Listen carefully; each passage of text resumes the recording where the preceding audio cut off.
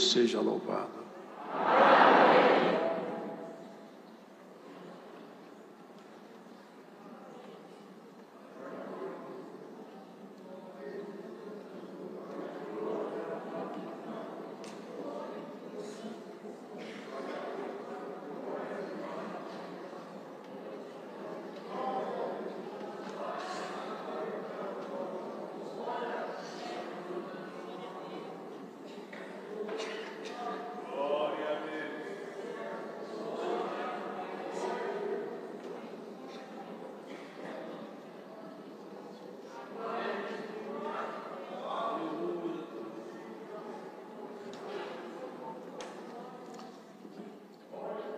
Vamos fazer a leitura, irmãos.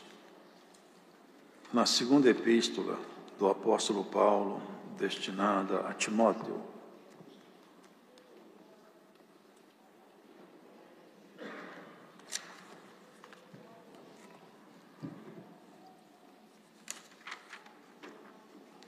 No capítulo de número 2.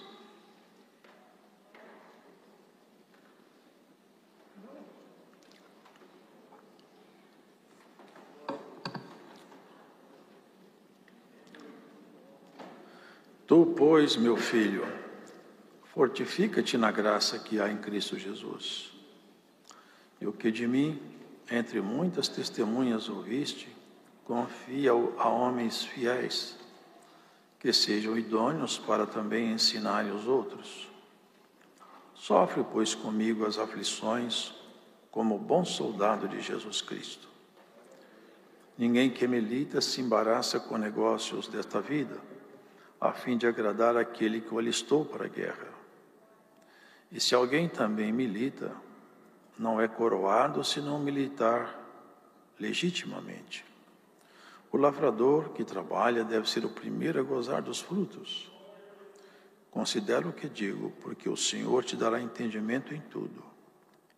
Lembra-te de que Jesus Cristo, que é da descendência de Davi, ressuscitou dos mortos segundo o meu evangelho. Pelo que sofro trabalhos e até prisões, como um malfeitor. Mas a palavra de Deus não está presa. Portanto, tudo sofro por amor dos escolhidos, para que também eles alcancem a salvação que está em Cristo Jesus com glória eterna. Palavra fiel é esta, que se morrermos com Ele, também com Ele viveremos. Se sofrermos, também com Ele reinaremos. Se o negarmos, também Ele nos negará. Se formos infiéis, Ele permanece fiel, não pode negar-se a si mesmo. Traze essas coisas à memória, ordenando-lhes diante do Senhor que não tenham contendas de palavras, que para nada aproveitam e são para perversão dos ouvintes.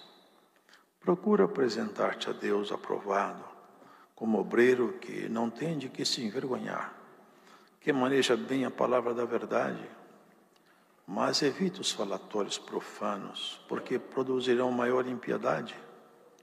E a palavra desses roerá como gangrena, entre os quais são Himeneu e Fileto, os quais se desviaram da verdade, dizendo que a ressurreição era já feita, e perverteram a fé de alguns. Todavia o fundamento de Deus fica firme, tendo este selo: o Senhor conhece os que são seus, e qualquer que profere o nome de Cristo, aparte-se da iniquidade. Ora, numa grande casa não somente há vasos de ouro e de prata, mas também de pau e de barro, uns para a honra, outros, porém, para a desonra. De sorte que, se alguém se purificar destas coisas, será vaso para a honra, santificado e idôneo para o uso do Senhor, e preparado para toda boa obra. Foge também dos desejos da mocidade, e segue a justiça, a fé, a caridade e a paz, com os que, com um coração puro, invocam o Senhor. E rejeita as questões loucas e sem instrução, sabendo que produzem contendas. E ao servo do Senhor não convém contender, mas sim ser manso para com todos, apto para ensinar, sofredor. instruindo com mansidão os que resistem, a ver se porventura Deus lhes dará arrependimento para conhecerem a verdade e tornarem a despertar, desprendendo-se dos laços do diabo, em que a vontade dele estão presos. Amém.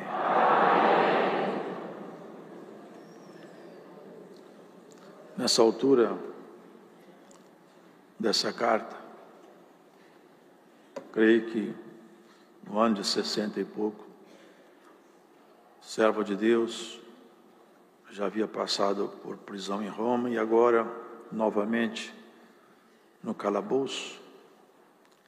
E aqui, irmãos, já estava finalizando a carreira de Paulo, uma carreira brilhante.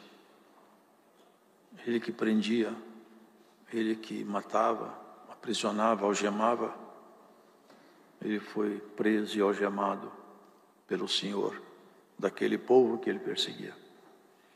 O Senhor, desde aquela aparição na estrada de Damasco, muitos anos já tinham passado.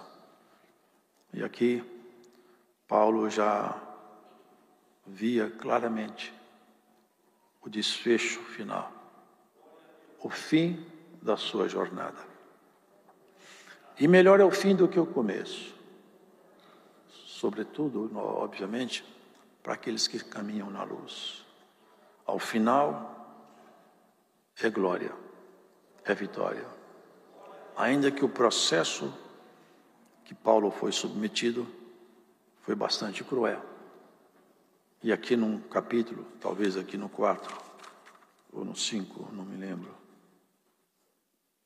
Exatamente. Ele fala assim: porque eu já estou sendo oferecido por aspersão de sacrifício, e o tempo da minha partida está próximo. A aspersão se fazia com vinho em volta do altar. Era uma forma de se fazer a oferta a Deus. E Paulo fala que ele está sendo oferecido por aspersão. Vocês entendem isso? Ele estava dizendo o seguinte: agora eu vou ser oferecido jorrando o meu sangue. Vou fazer uma libação. É isso que me espera. E olha o que ele fala. E ele sabia disso, ele estava muito bem acertado. Sabe qual que é a fala dele? Combati o bom combate. Acabei a carreira. Guardei a fé. 3 afirmações magníficas. Combati um bom combate. Será que no final da sua jornada você pode olhar para a morte e falar: combati um bom combate? Meu combate foi bom. Que tem muitos combates que são maus, lutam do lado errado, procuram destruir e não construir, denegrir e não elevar, manchar e não limpar. Bem-aventurada é a boca cujas palavras são de fé, são para edificação, de construção. Há bocas que parecem um sepulcro, mas há bocas que parecem a própria voz do Eterno. Bem-aventurados são aqueles cujas palavras edificam os ouvintes, cujas palavras servem de edificação, que constrói valores e não destrói. Combati um bom combate. Que coisa maravilhosa. O homem encarcerado, aguardando o momento de ser executado, a serenidade de um combatente. Acabei a carreira. Agora já não tenho mais nenhum sonhos novos. Os sonhos de Paulo eram todos dentro da igreja, da obra. Agora também eu não tenho mais.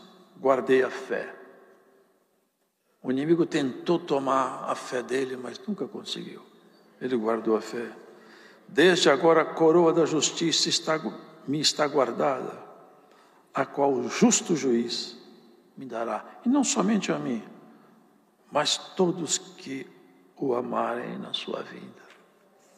Então, quando ele estava escrevendo para Timóteo, era uma despedida, mas ele não queria despedir lamentando a sua sorte, ele queria despedir instruindo o seu discípulo amado. Eu vou embora, eu já vou ser assassinado. em Roma, que sempre assassinou os homens de Deus. Agora, eu preciso de continuar, e eu vou continuar em você, Timóteo. Você é meu sucessor. É isso que ele estava fazendo. Quem tem cuidado com a obra de Deus, sempre deixa sucessores. E era o que ele fez. Você, Timóteo, é minha esperança agora. Já que meu tempo está próximo, eu quero que você fique firme na graça, Timóteo. Fortifica-te na graça, que não está em lugar nenhuma denominação religiosa, que está em Cristo Jesus. É nele que a graça abunda, é nele que a graça existe. Fortifica-te, saiba isso, em tudo Cristo me ajudou e vai te ajudar também. Mesmo nos momentos mais difíceis, onde não havia saída, ele fala que na Ásia, uma ocasião, eu sofri tanto que até da vida eu desesperei, já não tinha mais esperança de nada, mas o Senhor chegou com um socorro inesperado. E sempre o Senhor chega. Irmão, sempre o Senhor chega na nossa vida. Não é bom a gente pensar isso? Haja o que houver, Deus vai chegar. É maravilhoso. Fortifica nessa graça. E você aprendeu muita coisa comigo, ô Timóteo. Agora, confessa perante o povo que você aprendeu. Confia a homens e fiéis que sejam idôneos, que possam ensinar outros. Será que nós temos essa preocupação de falar da graça, de falar da salvação, da justiça divina? Isso é amor. Isso é amor. Dividir o bem, dividir o pão eterno. É isso que ele está falando. Sofre comigo porque eu tive muita aflição, muita perseguição. E você, Timóteo, prepare-se para sofrer também. E quem quer andar com Cristo tem que aprender a sofrer e desprezar as afrontas. Desprezar as afrontas só é possível para aquele cujo coração foi formado e talhado por Cristo. Porque nós somos tão aviltados, tão apedrejados, irmãos, nós temos que aprender a desprezar as afrontas, porque as bocas que querem desconstruir e atacar, elas não falam segundo o Espírito de Deus. O Espírito de Deus constrói, edifica, pacifica, ele faz com que a paz reine, não faz divisão. É isso. Sofre comigo as aflições. E não falou como um bom general, nem como bom soldado. Se pôs lá no nível mais baixo. Ele não falou que era nem capitão, nem tenente, nem sargento. Falou, eu sou soldado e você é soldado também, Timóteo. O soldado não questiona a estratégia militar do general. Não. Ele apenas cumpre as ordens, defenda a linha A. Você está no fronte da guerra? Não sai daí. Que está pipocando bomba, não foge, faz resistência. O soldado não vai lá no quartel falar com o general, eu não estou concordando com sua estratégia. A função dele é defender onde ele foi colocado no seu posto. É isso que ele fez, ele se abaixou, embora que ele conhecesse a estratégia de guerra, que ele foi levado lá no alto, mas você colocou cá embaixo, nós dois somos soldados, não vamos discutir nada, vamos sofrer as aflições, irmão, sofra as aflições de um cristão. O Senhor nunca prometeu que ia ser fácil, mas Ele prometeu que ia dar vitória.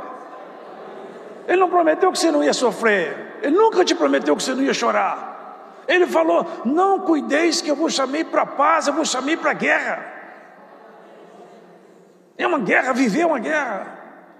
Já nascemos chorando, vamos embora, todo mundo fica chorando.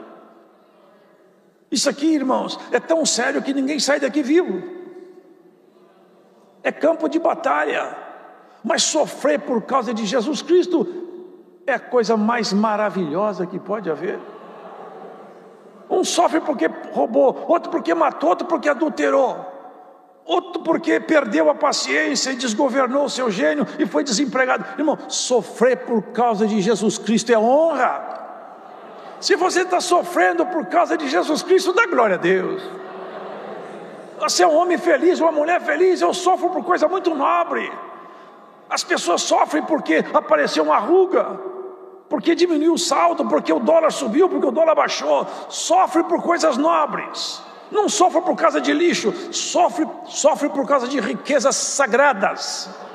Esse é o sofrimento. Sofra como um soldado. Milite, lute. E aqui ele fala: ninguém que milita se embaraça com negócios dessa vida, para agradar, a fim de agradar aquele que alistou para a guerra. Vocês entenderam o que ele está falando? Timóteo, nosso assunto é o seguinte: nós estamos lutando pelo reino. Não fica distraído com muita coisa aqui embaixo não, porque você tem que agradar quem te chamou para a guerra. Quem me chamou foi Jesus Cristo, foi o mesmo que te chamou. Vamos agradar Ele. E não se embarace com os negócios aqui embaixo. Aqui tem muita coisa para distrair a gente. Mas nós estamos num campo de guerra, firme na sua proposta. Você é um combatente. Você não pode entrar agora nas distrações da vida, Timóteo. E aqui ele fala sobre os combatentes. E se alguém também milita, não é coroado se não militar legitimamente. Vocês entendem o que está escrito aqui? Aquele que está no campo da batalha não receberá coroa se não militar legitimamente. O lavrador que trabalha deve ser o primeiro a gozar dos frutos. Se você milita, trabalha para o Senhor, os frutos do Espírito vão aparecer na igreja pela exposição da palavra e vão aparecer em você. E você vai colher dos frutos que o Espírito promove. É o fruto que o lavrador pode pegar. O lavrador, quando planta, ele planta uma lavoura, ele come daquele fruto que ele plantou. Assim, aquele que milita a milícia da vida eterna, ele come das coisas eternas que vê florescer nele e na igreja. Considera o que digo, porque o Senhor te dará entendimento em tudo. Lembra-te que Jesus Cristo, que é da descendência de Davi, ressuscitou dos mortos, segundo o meu evangelho. Aqui ele fala isso. Jesus, o homem, que é da descendência de Davi, fala da sua linhagem humana, que ressuscitou dos mortos, fala da sua natureza divina. Porque ele falou: ninguém me toma a minha vida, eu mesma dou e torno a tomá-la de volta. Aqui fala da sua natureza divina. Lembra-te de Jesus Cristo, que ele tem duas naturezas. A humana, que é para nos representar nos foros eternos. Em qualquer causa sua, Cristo representa você lá em cima. Por quê? Porque ele tem natureza humana. Aqui ele tomou a credencial de representar a humanidade. A palavra de Deus fala: Deus quer que todos os homens se salvam. Alguém ensina que Deus não quer que alguns se salvam. Quer que todos os homens se salvem. Depende unicamente do homem aceitar a palavra de Deus. Ele morreu para isso, para atrair todos a Ele. Todos que quiserem aceitá-lo como seu pessoal salvador serão salvos pela fé no seu nome. Pelo que sofro trabalhos e até prisões como malfeitor. Ele era acusado de ser um malfeitor. Chamaram ele de peste. Falei: esse homem é uma peste. Mas a palavra de Deus não está presa.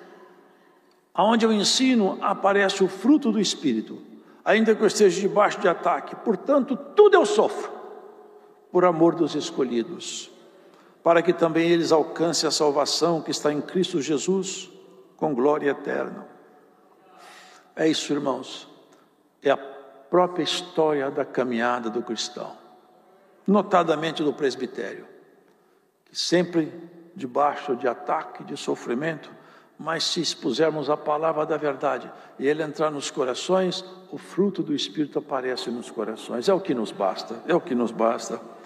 Palavra fiel é essa: se morrermos com ele, também com ele viveremos. Lá na frente ele fala: já estou me despedindo, o tempo da minha partida está próximo. Fala a história, a Bíblia não fala que a morte dele foi por decapitação, mas é bem provável que seja, porque ele fala de libação, o sangue tem que jorrar. Se com ele morremos, com ele também viveremos. Se sofrermos, também com ele reinaremos. Se o negarmos, também ele nos negará. Você percebe aqui? O crente, ele tem que permanecer fiel na fé até o fim. Se ele negar o Senhor, não sou eu que falo. Tem gente que não gosta de ouvir essas pregações. Não sou eu, está aqui, ó. Se o negarmos, ele nos negará. Não dá para arriscar essa palavra aqui. O homem e a mulher de Deus têm que guardar fidelidade na fé até o fim da sua jornada. Se a pessoa negar Cristo, Cristo o negará. Se ele for negado, como ele entra no céu? Como alguém negado por Cristo bate na porta do eterno? Irmãos, o texto bíblico nos informa: se formos infiéis, ele permanece fiel. Ele não pode negar a si mesmo. Como que vai colocar alguém infiel no céu, se lá é lugar puro e santo? Aqui é lugar do povo se santificar. Só temos esse espaço aqui para santificar-nos. E só podemos nos santificar pela palavra de Deus. Traz estas coisas à memória, ordenando-lhes diante do Senhor que não tenham contendas de palavras, que para nada aproveitam e são para perversão dos ouvintes. Porque ele já enfrentava também, irmãos, várias contradições à doutrina que ele expunha. E muitos irmãos gostavam de fazer debates, genealogias, histórias e até fábulas. Ele falava: esses debates são inócuos, não levam ninguém a nada. Procura apresentar-te a Deus aprovado, como obreiro que não tem de que se envergonhar, que maneja bem a palavra da verdade. Mas evita os falatórios profanos, porque produzirão maior impiedade. E a palavra desses roerá como gangrena, entre os quais são Himeneu e Fileto. Naquele tempo era Himeneu e Fileto. Hoje tem centenas de Himeneu, centenas de Fileto por aí, cujas palavras são como gangrena. A gangrena, ela pega um corpo e aos poucos ela vai putrefando o corpo todo fica doente, apodrecido. Assim fala aqui. Tem muitos Himeneus e Filetos por aí, irmão, adoecendo o povo, atacando, diminuindo, os quais se desviaram da verdade, dizendo que a ressurreição era já feita e perverteram a fé de alguns. Paulo, irmãos, ele havia exposto, lá em Coríntios fala isso aí, e não é Coríntios, bom, eu não lembro em qual carta, fala assim: se já ressuscitastes com Cristo, buscai as coisas que são do alto. Então Paulo afirmava que aquela igreja já tinha ressuscitado. Mas ele fazia uma alegoria à mudança de caráter. Era aquilo que Jesus falou para Nicodemos: você precisa de nascer outra vez. Quando alguém crê na palavra de Jesus Cristo, e ela entra no seu coração, e ele realmente vive essa fé, essa pessoa nasce outra vez. Ela se torna uma pessoa tão diferente que ela não tem nada a ver com a pessoa antiga. Era uma nova criatura. Esse é o novo nascimento. Era isso que Paulo falava. Vocês já nasceram outra vez da palavra. Vocês não são pessoas comuns, vocês são pessoas ressuscitadas pela fé. Vocês já não buscam o pecado, já não correm atrás da fantasia da vida. Vocês já foram reestruturados na graça do Filho de Deus. Vocês são pessoas transformadas, modificadas. Vocês não são as mesmas pessoas. Aquela pessoa velha morreu. E nasceu um ser novo dentro de vocês, pelo Espírito que já mora com vocês. Havia um grupo lá de gnósticos que havia sempre atacando a doutrina, sempre denegrindo a doutrina. E eles tinham falado que a ressurreição já estava pronta, já estava feita e que não tinha mais ressurreição. Ora, como não há ressurreição? Nós aguardamos o toque da trombeta. Nós aguardamos um corpo ressuscitado, que não é esse corpo aqui não, é um corpo de glória.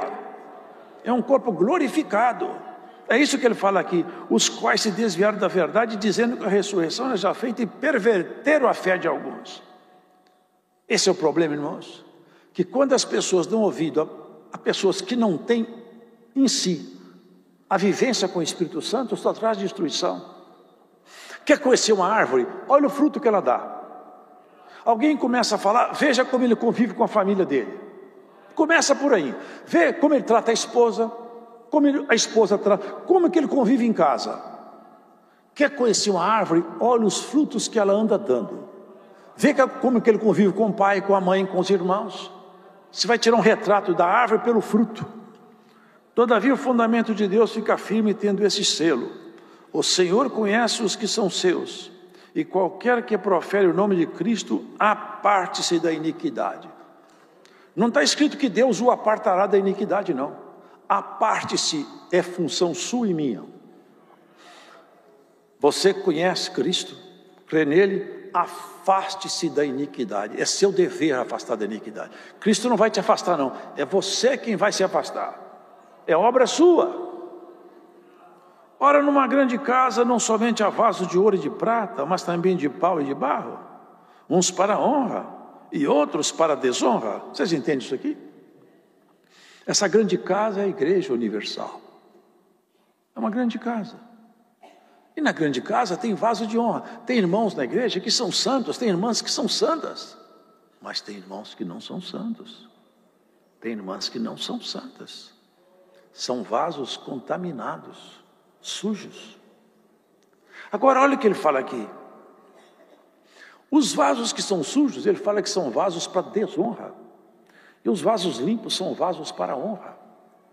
Cada um de nós, olha o que está dentro do seu coração e você mesmo faça uma avaliação se você é vaso de honra ou vaso de desonra. Pelo que está no seu coração, você pode fazer essa avaliação. Mas o que me chama a atenção é isso aqui. De sorte que, se alguém se purificar dessas coisas, de quê? Da iniquidade.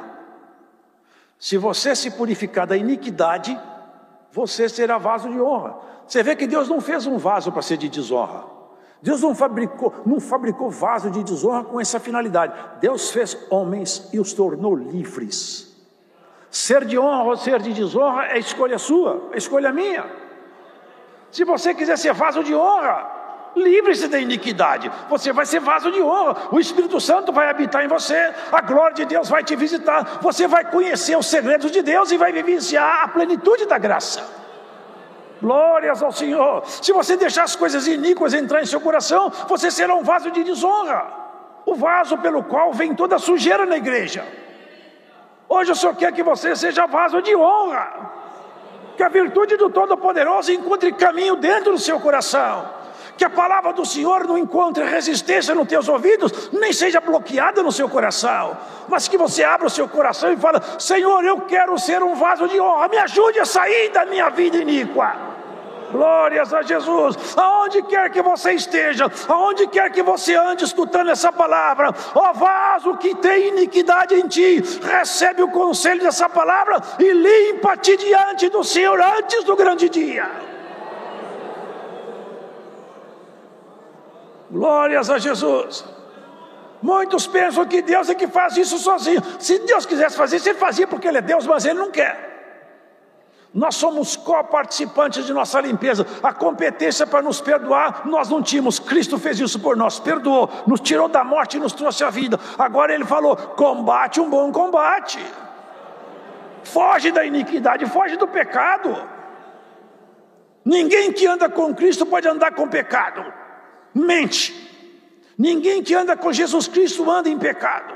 Ninguém pode servir a Deus e ao mundo. Ou serve a Deus ou serve ao mundo. Qual lugar que você quer andar, com Deus ou com o mundo? Não se deixe enganar. Se você viver o pecado, você é vaso de desonra e não verá a face do Senhor. Mas se você aceitar a palavra da verdade, você vai ser vaso de honra, vai ver o Senhor naquele grande dia, mas vai ver a glória dele aqui embaixo em você. Porque nós experimentamos a virtude da graça, o poder, a manifestação dos dons que muitos já não acreditam. O Senhor Deus faz aparecer no meio do povo os frutos do Espírito. Glórias ao Senhor. Irmãos, até nesses cultos online, muitas vezes eu já escutei irmão falar: irmão, eu estava na minha casa assistindo o culto e o Senhor me deu o dom de língua sentado na poltrona. Hoje o Senhor vai pegar alguém por essa palavra e vai te dar um dom. Hoje nessa pregação, recebe por essa pregação o dom do Espírito Santo. Eu sinto a virtude do Senhor aqui, irmão. É tempo de Deus despertar a igreja dele, acordar quem está dormindo. Nós estamos sendo embalados aqui num sono, irmão. Se o mundo está te embalando num sono, perdoa falar, mas quem te embala é o inimigo. Não, Cristo fala: vai para a guerra. Ó soldado, vai para o campo de batalha. Glórias a Jesus Cristo. Se você está muito confortável, se está tudo muito certo, alguma coisa está errada. Crente tem que sentir a aflição da vida, tem que ser perseguido pelo inimigo, tem que perceber que esse mundo não é seu lugar, você não é daqui.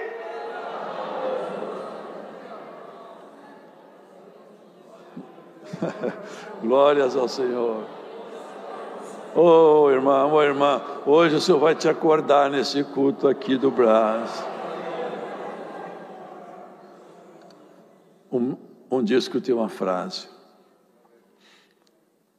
se você estiver andando no mesmo lado que o inimigo, você pegou a estrada errada, você tem que bater de frente com ele. Você tem que bater de frente, você tem que enfrentar os prazeres do mundo e rejeitá-los. Porque pode ter certeza de uma coisa, até nossas palavras faladas escondidas, elas serão publicadas no telhado.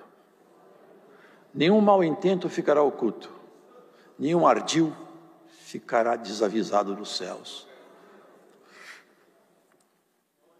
Foge também dos desejos da mocidade, que Timóteo, Paulo tinha ele como um filho, que ele era um moço novo. Foge porque o moço tem muitas atrações do mundo, perigosas. Ele falava: Timóteo, foge dos desejos da mocidade, segue a justiça, a fé, a caridade e a paz, com os que com o coração puro invocam o Senhor, e rejeita as questões loucas e sem instruções, sabendo que produzem contendas. E ao servo do Senhor não convém contender, mas sim ser manso. Veja como que o servo de Deus é manso, não destrói ninguém, não mancha a reputação de ninguém. É assim que é o homem de Deus. Agora olha que interessante, irmãos, esses dois últimos parágrafos. Instruindo com mansidão os que resistem, a ver se porventura Deus lhes dará arrependimento para conhecer a verdade e tornarem a despertar, desprendendo-se dos laços do diabo em que a vontade dele estão presos. Vocês percebem que aqui na Escritura fala que as pessoas estão presas dentro do laço do diabo, estão presas dentro da vontade dele. Ele falou para o Senhor: tudo isso aqui é meu, eu dou a quem eu quero. O ser humano, ele fala da liberdade até em canção. Hoje se vê um discurso como o senhor deu na oração, onde o certo ficou errado e o errado ficou certo. Mas liberdade, sabe o que é liberdade? Vocês conhecem a palavra liberdade? Liberdade só existe uma, é a liberdade do Espírito de Deus. Quem não está com Deus é prisioneiro do pecado. Ninguém é livre nesse mundo, desde o mais alto cientista ao mais humilde dos serviçais. Aqui ninguém é livre. Se o Filho vier e vos libertar, vós verdadeiramente sereis livres. E se somos livres do pecado, acontece conosco um paradoxo. Quando nós somos livres do pecado, Cristo vem e nos faz prisioneiro dele, prisioneiro da própria liberdade. E é a melhor prisão que existe. Aqui só tem dois senhores: ou serve a Cristo, ou serve a Mamon. Ou anda na luz, ou anda na treva. Ou é vaso de honra, ou é vaso de desonra. Ou tem glória de Deus no seu coração, ou tem iniquidade. Nunca o vaso está vazio. Nunca leram? Os espíritos andam nesse mundo aí, gemendo, rangendo os dentes, buscando um lugar para ficar escondido. O corpo humano é templo. Ele precisa de um corpo humano. Quando encontra espaço, ele entra dentro do corpo humano. Mas se lá dentro tem um Espírito Santo, como que ele entra? É impossível. Ele fala: não tem como entrar aí. Essa luz resplandece tão forte que eu fico cego. A ave noturna não gosta de luz. Glórias ao Senhor. Homem e mulher de Deus, lembra isso. Você precisa de ser vaso de honra. E depende unicamente de você. Se você quer carregar o perfume do eterno ou o mau cheiro do inferno. É você que escolhe. Você é único, a única que pode fazer essa escolha. Sua mãe não escolhe por você, seu pai não faz essa escolha por você, seu filho não toma decisão por você, seu sócio não entra nisso. Aqui é exclusivamente pessoal. Por isso que a justiça de Deus é essa: pai não paga pecado do filho, filho não paga pecado do pai. Não tem genética no mundo espiritual. Genética é ordem biológica. Espiritualmente não tem genética. Tem muito bandido cujo filho é santo. Tem rei que era um verdadeiro maligno, filho de Belial. Alguns nasceram e foram reis puros. Não existe genética no espírito. Não importa a sua família, quem foi sua família, quem é seu pai, quem é sua mãe, nem a sua história pregressa. O que importa é o que você quer ser daqui para frente. Se Deus fosse olhar passado, não entrava ninguém no céu. Nem Paulo era pregador porque ele perseguiu a igreja. Deus não está olhando o passado. E hoje o Senhor vai zerar seu passado por essa palavra e vai começar uma história nova contigo, ó vaso que vai ser purificado. Glórias ao Senhor. Essa palavra vai fazer você mesmo. Agora, a partir dessa palavra, você vai fazer esse trabalho. Eu vou tirar a iniquidade de dentro de mim. Eu vou ser vaso de honra. Eu vou melhorar. Eu não posso chegar como chegou Paulo. Paulo falou: combati o bom combate, guardei a fé, venci a carreira. Para mim não tem coisa mais bonita. Para mim isso é um hino. Dá para cantar um hino com isso aí. Deitar e pensar: combati o bom combate, guardei a fé, venci a carreira. Ah, irmãos, essa é a graça do Senhor Jesus, que veio transformar a gente. Não veio te prometer emprego, nem um bom casamento, nem porque você vai ficar bonito, que você vai ficar cada vez mais feia, porque a idade só faz a gente ficar feia. Essa é a verdade. Vai ficar bonita por dentro. Ficar bonita por dentro. É que Paulo fala, ele falava assim: eu olhando assim, eu vejo que em mim um homem se corrompe. Eu vejo que eu estou ficando cada vez mais acabado. Mas por outro lado, quando olho para dentro de mim, eu vejo um homem renovado no poder e na graça. Irmão, fortifica-te na graça que há em Cristo Jesus. Você vai ficar bonito, cada vez mais. No espelho da palavra, vai refletir a sua semelhança com Jesus, o seu bendito Rei. Deus seja louvado. Agradecemos a Deus em oração.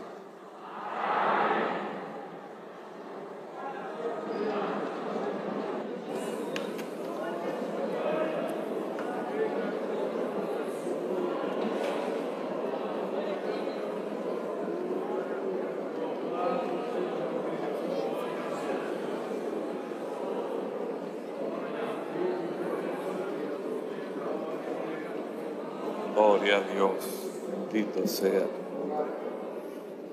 Nosso Deus, nosso Pai Celeste, en Tua presencia santa estamos una vez más. Damos gracias, Señor, por Tu buena presencia en nuestra vida, por Tu comunión maravillosa en nuestros corazones. Agradecemos, Señor, porque desde el inicio de este santo culto ya sentimos Tu buena presencia. Agradecemos, Dios nuestro, estos himnos entonados son para Ti con toda nuestra alma. Agradecemos, Señor, porque un día Jesucristo apareció en nuestro camino y nos hizo parte de la iglesia de Él. Creemos, Tú estás con nosotros. Gracias, Señor, porque nos mandaste esta gloriosa palabra. Somos soldados de Jesucristo, somos Teofilio, Señor. Queremos ser vasos de honra en Tu gracia. En esta hora, Señor, límpianos a vida para andar en rectitud en medio de este mundo y ser luz en medio de él, Señor.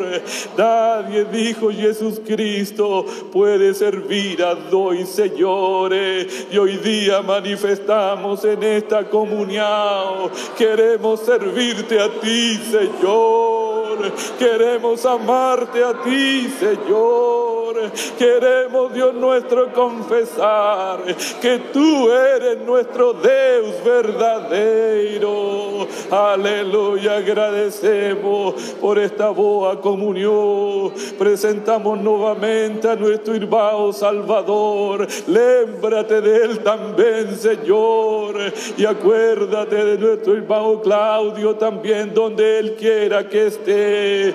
Te agradecemos por todo, en el nombre de Jesús Cristo, teu Filho, bendito eternamente. Amén.